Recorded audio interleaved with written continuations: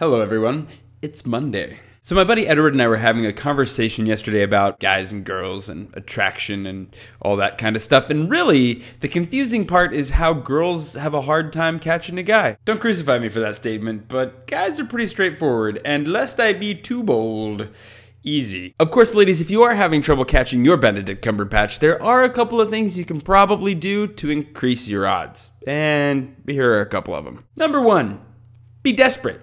The more desperate you are, and the more desperate you come across, the more guys will love you. Guys really dig a lady that obviously can't get anyone else and is desperate for his attention. The more you jump and jive and try to make a spectacle of yourself, the more likely you are to get his attention and keep it. The second thing you can do is once you have his attention to any degree, become clingy. If you feel like you're friends, you probably are friends, and that means that you can text him as much as you want, call him, show up at his doorstep, give him presents. He'll love it. A great idea is always to make sweeping suggestions about how he can change his person and/or character. Guys love to know that they're being well taken care of and looked after in almost every and any way.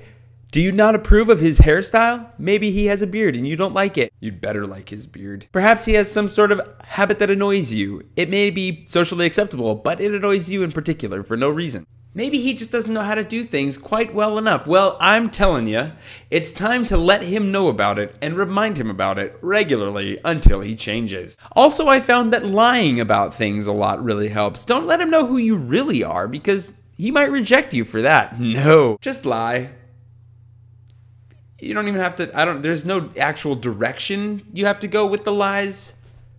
Just lie. And finally, talk about the last guy you were with a lot. I mean, if you had a boyfriend and he was amazing, tell him how amazing he was. If he was a jerk, you should still tell him how amazing he was. Or maybe you should tell him he was a jerk. Just talk about other guys all the time because men love it when you talk about other guys in front of them and compare them to those other guys, especially when they fall short of those other guys. And that takes us back to the nagging. Did I say nagging?